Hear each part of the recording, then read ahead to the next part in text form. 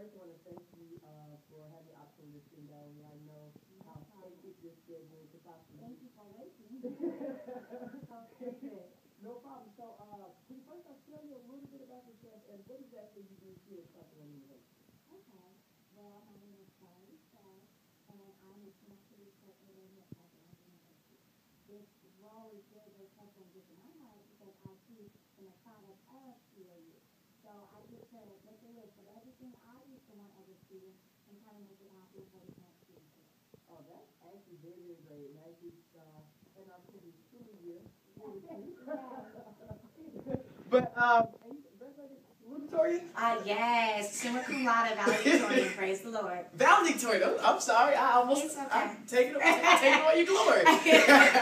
But no, that's definitely great. So, as you know, I'm here interviewing, I have this project, and I'm currently in grad school at University of Houston. Yes, congratulations. Thank you. So, I just really want to learn about some of the things that you guys are doing. How is it enhancing student retention, student persistence, and, you know, because ultimately the goal is graduation. Yes. So, just have a few quick questions for you. So, the first one, with your specific department, what are your current goals? Because I'm quite sure they may change or they may vary, you know, due to the circumstances and whatever the year looks like. Yes. So currently, what are some of your goals for your office? Okay, well, my office is the Office of Student Activities, and my goal is just to keep the students involved and find out different events and activities to educate, incite, and entertain that aren't so much based heavily on budget, so that no matter what my budget is for the academic school year, I can still execute my previous plans. So I just want to create a campus where it's a home away from home, and in that way it helps with student retention because it encourages campus involvement, leadership positions, and so many other things to be a part of at CAU. And I can definitely speak volumes on that because that was one of the reasons why I fell in love with Clark Atlanta. Yes. Because it was that home away from home feel. Yes. Like I felt like I never left. And I came a stranger. Yeah. But when I got here, it was like I knew everyone. Yes. So, this is my school. Like, my this home. is my school. Yes. So how effective, in your honest opinion, how effective are the interactions with student-based programs as it relates to student persistence and retention? How effective? Okay, I would say very effective because most students, my door is always open, literally.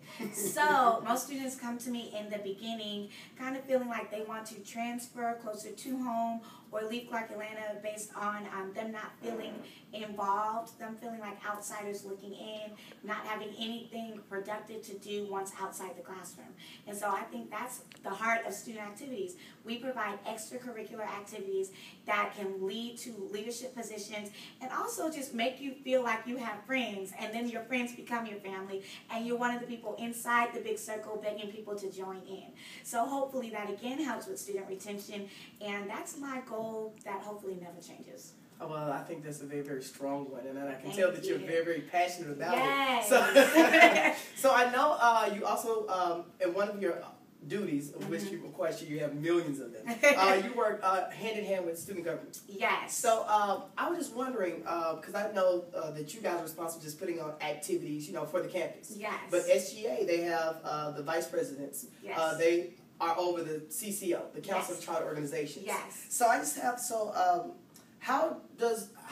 if you could tell me, how does SGA organize or run, how do you guys interact with the different charter organizations? Okay. How does your office interact with student-run programs or organizations? We interact quite often. One of my responsibilities, in addition to being advisor of Student Government Association, SGA, CAB, Campus Activities Board, and Orientation Guide Corps, Royal Court, and a bunch of other things. Try not to count because it's overwhelming. I'm also over room requisitioning of the Student Center. We like to consider the Student Center the heartbeat of the university and also the living room of the campus. So any campus chartered organization that wants to do any activity or event in the Student Center, which happens quite often, they would have to fill out a room requisition form. And for that room requisition form to be valid, they have to be a chartered organization. So I have continuous contact with campus chartered organizations, and I kind of help them walk them along the way as far as proper signatures, available dates, and possible venues that they can use in the Student Center. Wow, that does seem just overwhelming within itself. Oh, right. It's a mouthful.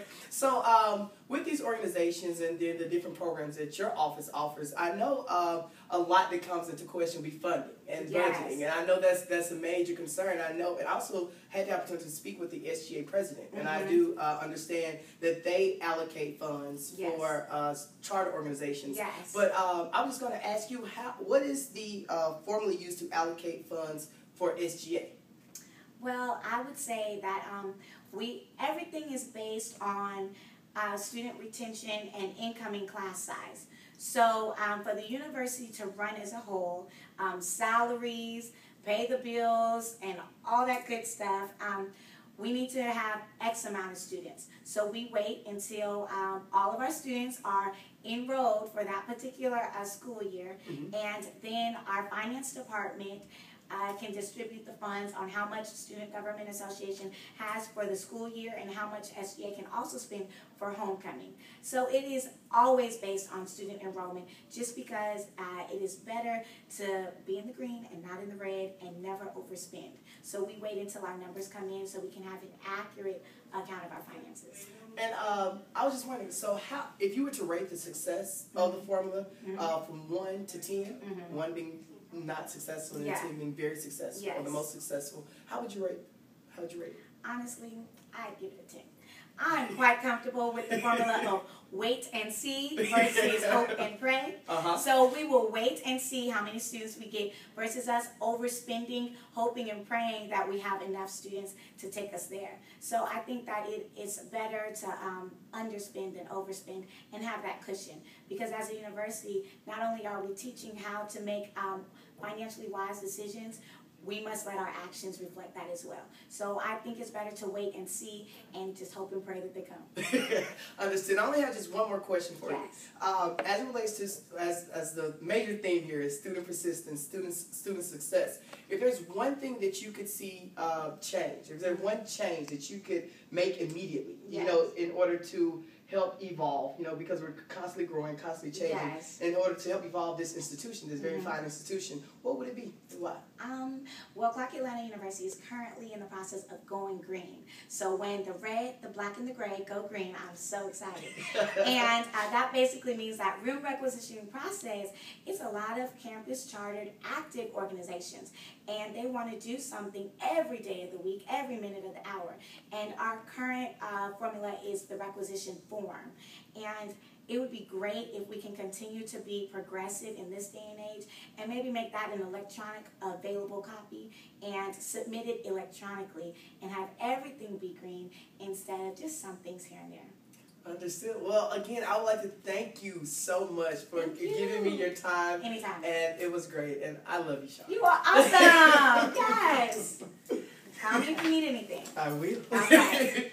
Because I'm going to email you because I think